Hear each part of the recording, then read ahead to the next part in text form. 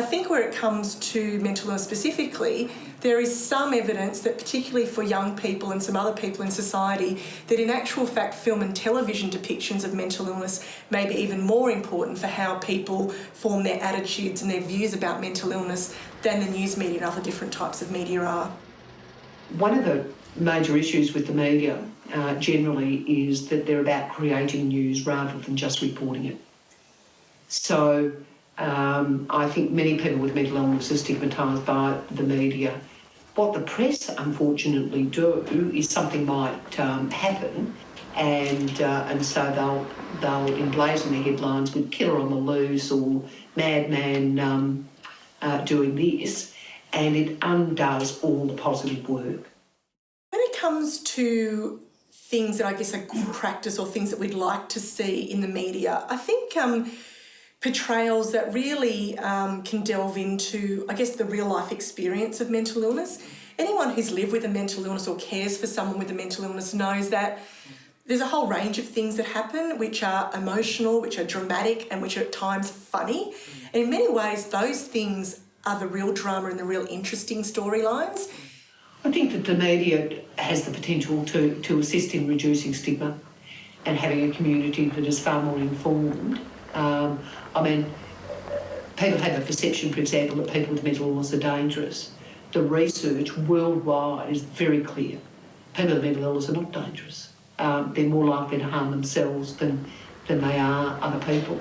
People in the community are often have their views or their attitudes influenced by what they pick up around them. You never know when yourself or somebody close to you is going to be impacted by mental illness. And so it's really something that is so important for all of us in the community to have an awareness of.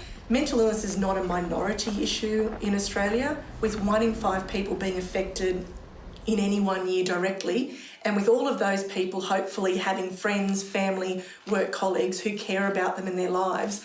I think mental illness is an issue that we now recognise is important for 100% of Australians to know about. So we're working with the media to make sure that they're reporting and portraying the illness well. Through that, we're also working with the script writers and producers to make sure that the soap operas and dramas and film scripts are accurately and sensitively written, so that they're portraying a much more honest portrayal of what it is like to live with a mental illness. And then, of course, through our Stigma Watch programme, we hold the media to account when they get it wrong. From my time at Stigma Watch, it's been encouraging at least to see the light bulb go on to some level with journalists and the media, that, you know, that it is similar to physical disabilities and the like. It is an issue which can cause offence and should be reported in a responsible manner. There's a whole range of different parts of Mindframe. So Mindframe works with news media, with the mental health sector, with police and courts, and with the training of journalism students and public relations students. And all of that work is particularly around news media, I guess, or factual portrayal of both mental illness and suicide. The Sane Media Centre is set up to improve the way in which mental illness and suicide are portrayed in the mass media. And what it means is every day the staff of the Media Centre, who are journalists, by the way, they're answering queries from the media, providing information to them, accurate stats and facts, also providing them names of people who'd be good to be interviewed, and really importantly, helping to access people who've got that lived experience of mental illness to speak with the media. So we're really getting a very true and honest portrayal and humanising the issue. When there are, headlines that are hurtful, people do ring in to us for support, and we try and provide that to them. We certainly encourage people to allow us to advocate for them if they want.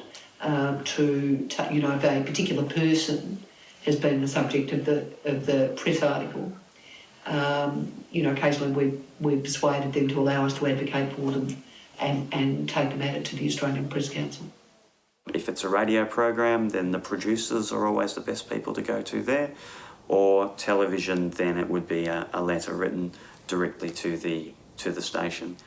Dealing with the media, I would really encourage if someone has been asked to do an interview or is looking at, I guess, talking to the media in regards to an issue, I'd really encourage them to look at the Sane Australia website. Our media centre does have facts and information which can help individuals, I guess, have a read and think of how the process works in regards to thinking of your key messages and exactly what you want to say to a journalist and what you don't want to cover as well. Likewise, if a family member is being interviewed, it's only respectful to talk with the person who has the illness before agreeing to do that interview, because there's quite a lot at stake. If people are readily identified as having mental illness, it could, in some instances, end up in discriminatory behaviour at work, for example. And I think that people have to be very mindful of those consequences. Certainly if it's media work with photographs or on film, that then is obviously going to follow that someone's going to be more readily identified, and also to realise that you don't have to answer every question that's asked of you. I think often media can be in their rush and hurry to get an interview done. They may be a bit pushy, not all of them, some are really very sensitive, but it's important to say, well, no, I prefer not to answer that question, and to be very clear about that. You don't tell people on the train everything about your life, so then therefore there's certain things that you hold to yourself. I don't even tell, my family everything that's going in my life. So there's certain things that I think it's very prudent to at least keep certain details to yourself. What they say to a journalist isn't a one-on-one conversation. It is really, the journalist is a line of communication to everyone in the community. So that's going to be your greengrocer, your butcher, your baker, that kind of thing. So that is really something important to remember, and maybe, if not so much the participating in the interview, then I guess limiting what the details that you provide. Also, when people, expose themselves like that, they're often talking about trauma. And so it can also rejig the trauma, so that, they might need lots of support afterwards.